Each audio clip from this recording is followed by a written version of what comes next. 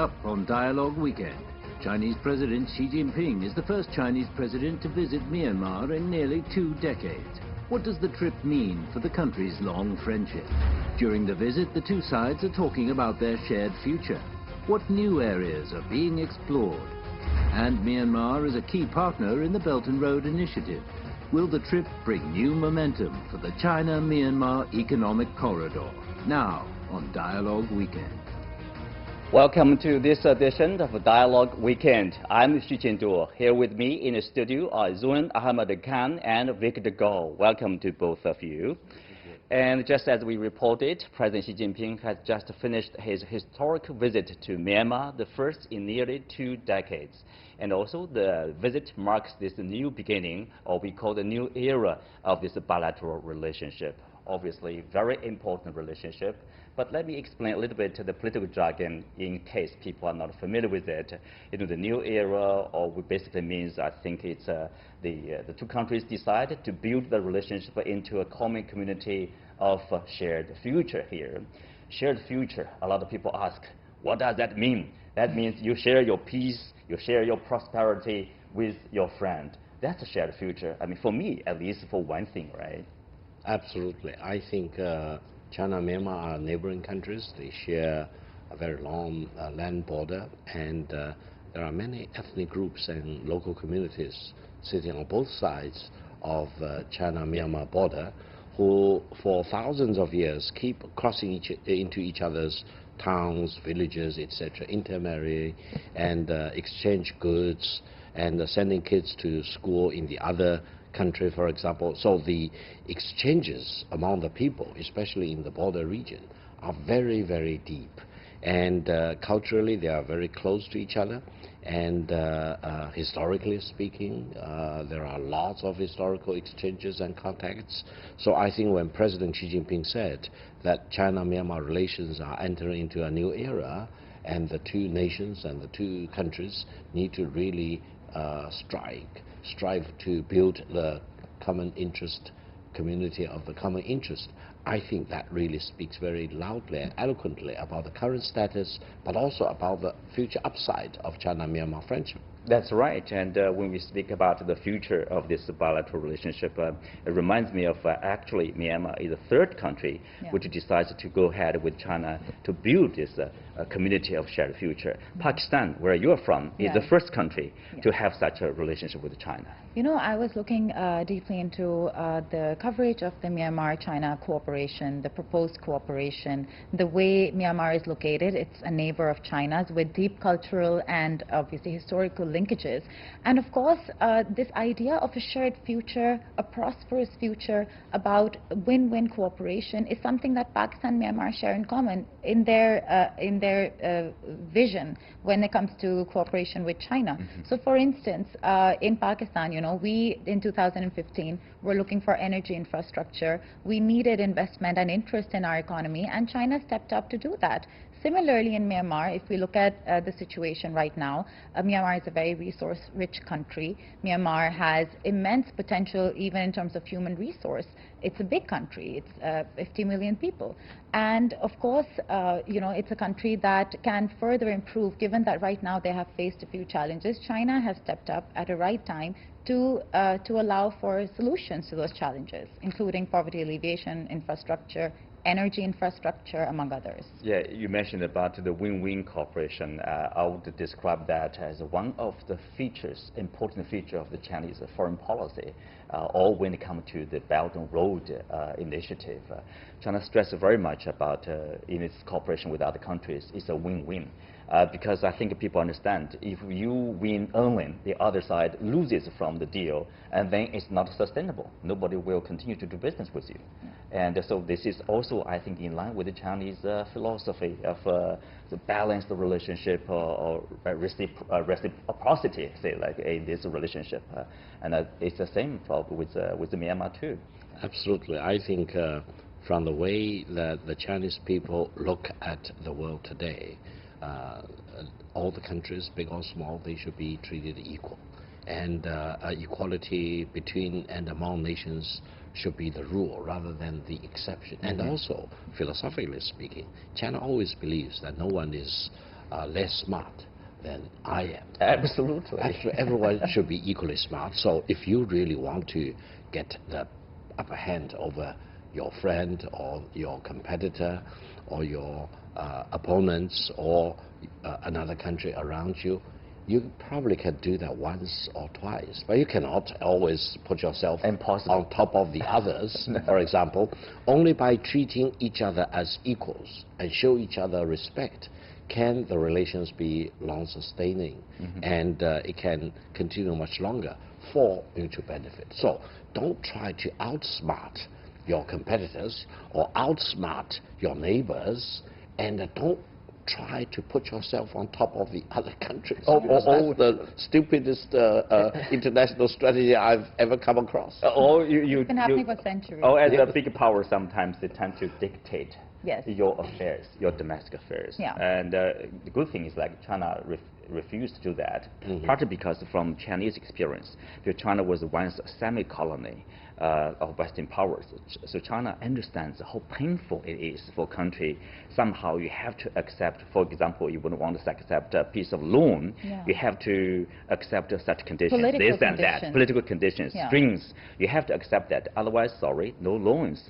And basically your affairs will be dictated by other countries, other powers. So China understands that it's important to respect, whether it's country small or big or powerful or weak, respect mutual. It's I think in a way, I mean, this is one of the reasons that China's rise, China's Belt and Road Initiative, China's increased engagement with a part of the world that has long been dictated unfairly by imperialists, by colonizers. China's rise is welcomed for this reason as well. If we look at how, I mean, Sri Lanka wasn't able to develop infrastructure at a time of difficulty. Pakistan was not able to develop either, and then Myanmar faced similar marginalization. When China comes in, they say, well, your domestic matters are for you to solve, for you to understand. The other interesting thing, I mean, you made the Pakistan and Myanmar comparison, is that when it comes to cooperation with China, it's literally mutual consultation and constant consultation for mutual benefit. So, for instance, in CPEC, we have the JCC, where both sides, they sit together multiple times a year and re-evaluate. Pakistan proposes a project and China sees what they can do about it. But it's not China imposing a development pattern or path. And this is going to be the case with Myanmar as well. We already have established that there will be a committee of joint evaluation and consultation between both countries, because of which we don't see that moralism or that imposition, which has been by other stronger powers. And this is one of the biggest reasons that I feel very hopeful about this way forward. Well, that's right. I think if you look at the BRI projects, of course, there is a version probably project proposed by the Chinese side, and then you need this acceptance or support, understanding from the other side, like from the Myanmar side. Maybe there are 10 projects proposed. Okay, let's narrow down to 5 or 3 even. But that's the way how it works in terms of China dealing with its partners under the framework of BRI, right? Absolutely. I think when we look at Myanmar, first of all, it's a very richly endowed country with all kinds of natural resources. Secondly, the Myanmarese people are very disciplined. They used to be very highly educated. Myanmar as a country used to be the hope in the Southeast Asian region in the 1960s, for example. However, when they were subject to sanctions by the Western countries for several decades in a row, their economic development slowed down significantly. And now, objectively speaking, Myanmar lags behind not only many of its ASEAN neighbors, it lags behind China in almost all categories you can think about. However, I think from the Chinese perspective, we look at Myanmar as a country with great potentials. And the fact that Myanmar sits on the Indian Ocean coastline also means that Myanmar can become a major transportation hub as far as China is concerned. And that's why the major gas pipeline, crude oil pipeline have already been completed and are already in operation, because they can really turn Myanmar into a profit-making business proposition to be a hub between the southwestern part of China and the Indian Ocean.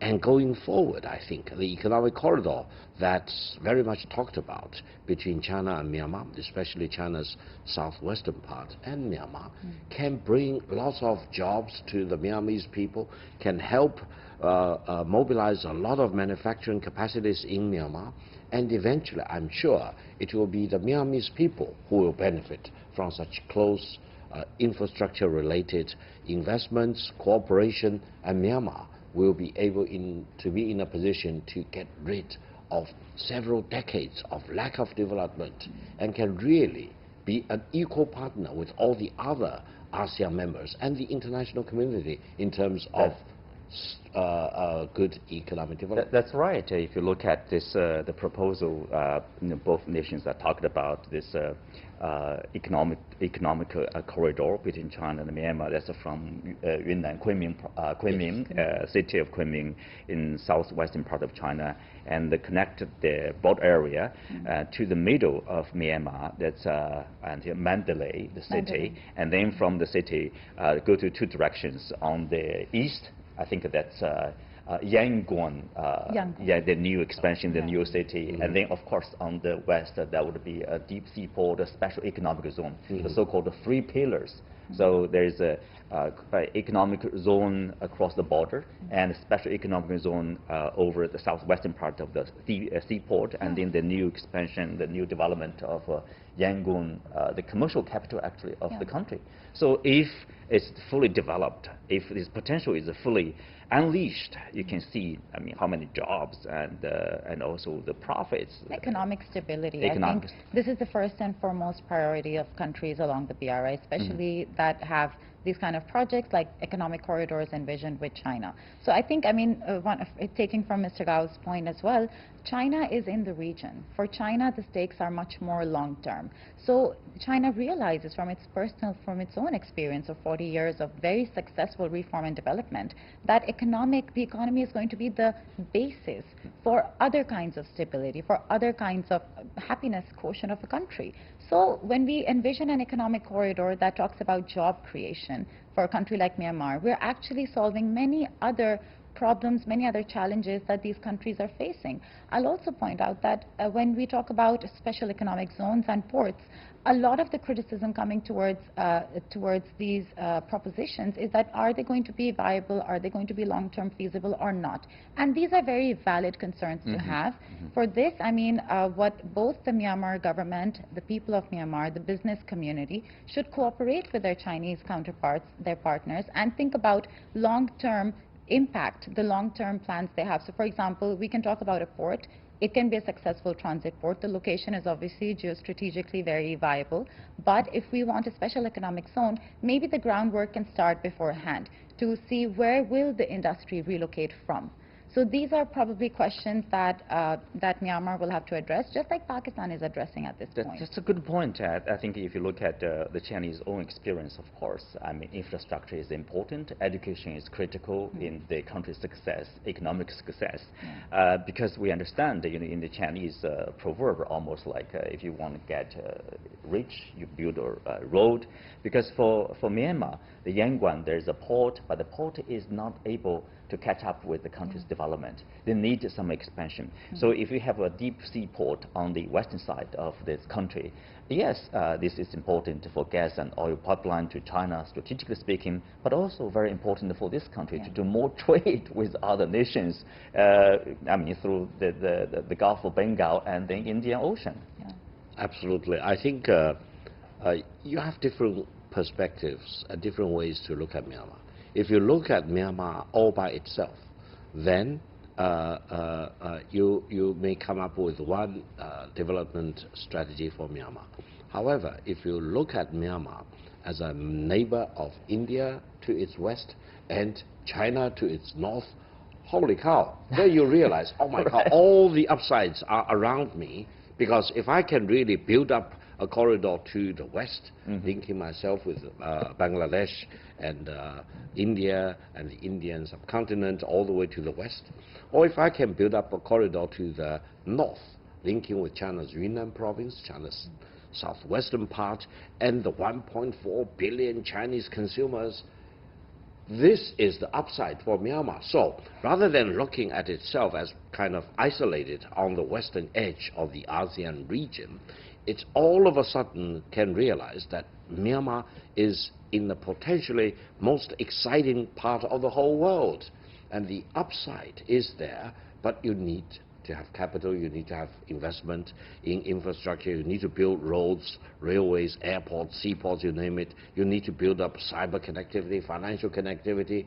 You need training, as you mentioned, education. You need to have good neighboring relations with all your neighboring countries, for example. Then you come up with a very, very growth-oriented development paradigm. And economic growth is very important, of course, not only in the common sense everybody can understand, but if you look at the specific situation of Myanmar, because we all know this country is, I would say there are problems in Rakhine State and also in the ethnic area in the periphery states of this country. If you want to solve that problem, ultimately it's really about economic growth and let the people benefit from this growth. And when the whole nation is focusing on economic development, then you don't fight each other. I mean, again, I don't want to keep bringing Pakistan again and again, but the cases are quite similar. One of the things that China can help Myanmar achieve is actual socioeconomic development. So, for example, a lot of the Chinese companies, the big SOEs that are operating in other countries, they have realized that they need to build a long-term relationship with the people. So we have, for example, the company that's building Gwadar, they built a school in the city, they've built a hospital, they're taking interest in how people's experiences are. I mean, they're helping on a personal level as well. They're helping educate the locals to be better equipped to take jobs in the port. And this is exactly the kind of growth strategy the Chinese companies and the Chinese government have.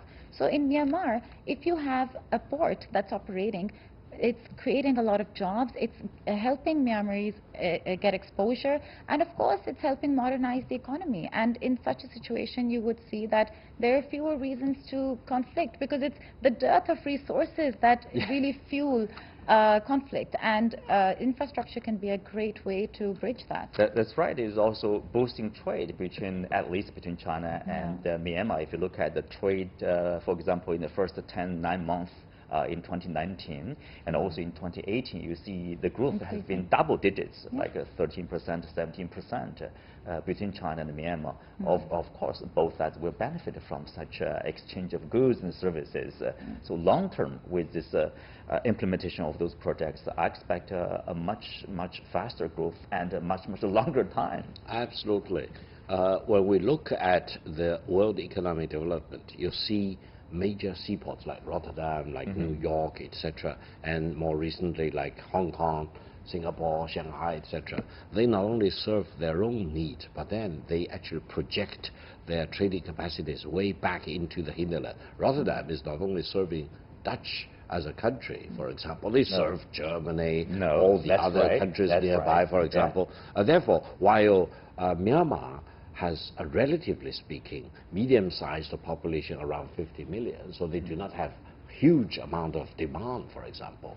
But if Myanmar's seaports can serve as the major gateway for the 1.4 billion Chinese consumers, for example, and as a major entryway into the Indian Ocean, then the Myanmar's port has the potential to become another Rotterdam, or another New York City, or another Singapore, for example. So you can imagine with your vision a very much enhanced traffic and bustling activities, creating all kinds of jobs, services, etc., financial services, you name it, and eventually the people in Myanmar will benefit. They will need to be highly educated, highly trained. They need to do many more jobs which are not even in existence in Myanmar today. They are still very much agricultural. Industrialization is the megatrend. Manufacturing is a megatrend. Financial services is a megatrend. So lots of things are possible for Myanmar going forward. Absolutely. I think especially for the young people of this Yeah. country, if they realize this opportunity, I mean, provides basically by the cooperation between the two countries and also, I mean, the booming of the Chinese economy. Yeah. For example, I think last year or the year before, they sent like 500 students coming to China to learn technology, to learn language. And last year, increase of 100, 600. So if there are, more and more young people coming to China, not only to the language, to learn how this country is being run, being governed, how the economy is like, they can also borrow some of the technology, some of the experience back to Bring it Myanmar. back. This is a major part of the phase 2 of the Belt and Road Initiative in itself. So for example, we talked about in the second phase, sustainability, job creation, technology transfer, and Myanmar is a major part of that vision. So of course, I mean, we also know that Myanmar has a very massive jade industry, and that can be further modernized to make sure that it's creating better high quality jobs, and obviously we have less wastage. So the cooperation with China is not just about hardcore infrastructure, it is about more than special economic zones and ports. It's about really inculcating soft skills, modernizing a people, creating education opportunities, technology transfer, and all of that is something that I think the people of Myanmar can foresee. Absolutely. Of course, China also, tourism, for example, there are flights there, reported like more than 150 flights a week between the two countries, direct flights we're talking about. Wow. So That's basically a lot. like every some 20 per day. So the increase of, in terms of the number of the flights, actually it's 7 times that of 3 years ago. Yeah. So with the implementation of those projects, we expect probably much further growth of tourism, tourists from China to Myanmar, bringing with them, of course, more I would say spending, into the purchasing economy. jade and other beautiful places, visiting those places. And also China offers this experience of lifting people out of poverty, Yes. poverty alleviation here too.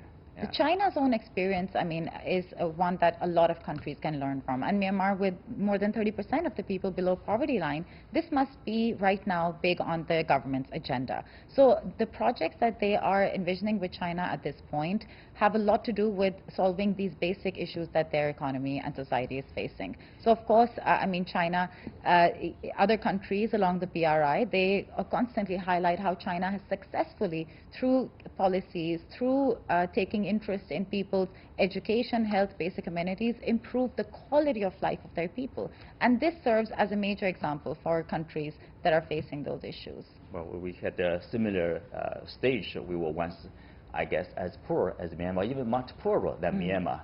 If China can do it, why not Myanmar? Why not Myanmar? Right? Absolutely. Absolutely. And they were there not so long ago. Absolutely. I think the potentials in Myanmar are huge. And tourism between China and Myanmar is really the mega trend. I hope eventually Chinese tourists visiting Myanmar will be at least as many as those Chinese tourists visiting Thailand.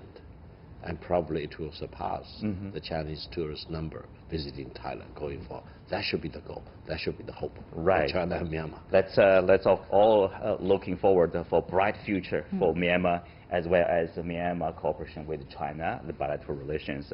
Well, let's leave it there for now and take a look at this week's Newsmaker.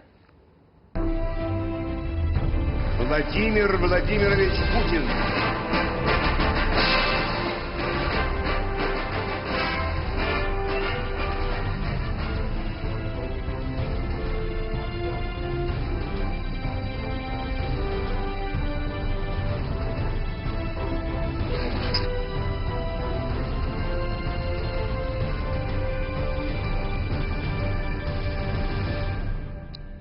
Well, the big story has been, of course, a lot of media outlets has been focusing on the resignation of the whole government.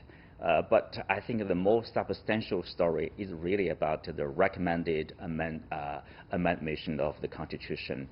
I think Mr. Putin is preparing for the nation, how the nation is going to be governed after he retires, say, like in 2024. 2024, yeah. I mean, President Putin is loved. He's also feared by many. He is someone who has led Russia at very difficult periods for over 20 years now. And it is understandable. I mean, the reforms, the changes that he has proposed, I mean, are for, in whatever his understanding is, the betterment of the people. So they're definitely, I think, well-intentioned. But the kind of coverage they're getting from, especially Western media, we don't expect anything different. But for sure, I mean, Russia has maintained its status as an important country in Asia, especially when we look at, with regards to the SCO, we look at them playing a significant role in major regions. And I guess the transition in the next 4 years hopefully can ascertain that this trend will continue. Yeah, so I mean, stability and security of this country, especially after Mr. Putin, I mean, he has been there for 20 years. He's a very powerful person. He has been the mastermind in terms of the Russian, I mean, state affairs and also in particular foreign relationship. Of course, I mean, he's very much concerned about how this country will continue to go forward in the next decade. So. Absolutely. I think the major government shake-up which happened just a few days ago, and the major constitutional amendments that President Putin has proposed are designed to serve two purposes, in my view. One is that President Putin himself is not satisfied with the current economic status. He probably thought much more could be done, and the economic situation should be more improved, and he was not very happy with the performance of the current Russian government, so he wants to have a major shakedown or shake-up of the government.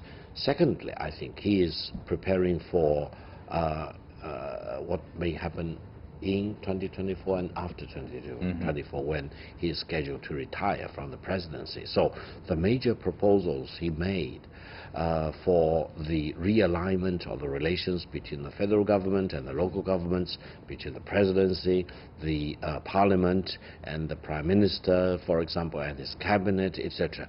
All this seems to be that President Putin is really preparing for the time when he will no longer be the paramount leader of Russia, and someone may take over from him, and he is visualizing the contingency of another lineup of leaders in Russia, and what will be his remaining role 4 years from today, for example. So he's really a deep thinker. He's preparing for what may happen 4 years down the road. 4 years later, yes. Yeah. And of course, there's a lot of guesswork, you know, because people, it's not completely out there about his intention, about what the country is like 4 years later, and his role, for example. Of course, they picked up a new prime minister who is well known for building an efficient and effective tax collecting system.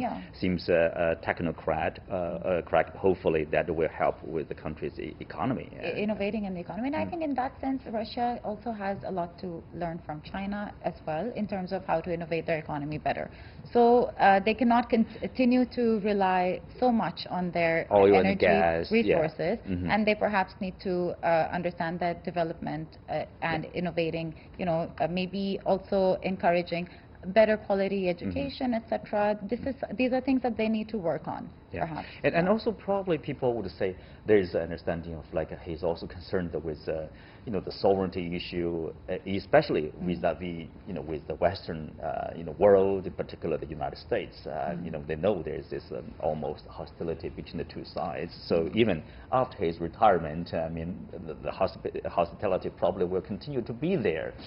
So he set up some of the conditions like, oh, the next presidential candidate must be without a foreign passport, must be living in this country for at least 25 years, you know. All the international treaty must be in line with our constitution. So he stressed very much about sovereignty, as I think, you know, he still views, obviously, Russia will be one of the most powerful nations in the world. Absolutely. I think Russia, in the foreseeable future, will remain as a very proud nation, very independent nation. No one should underestimate the overall might of Russia as a country, and the Russians as a nation. That's good. Well, with that, we are coming to the end of today's show. You can watch us on the CGTN app or on YouTube. I'm Xu Qinduo. You can follow me on Twitter, Xu Qinduo. Thank you for watching. See you next week.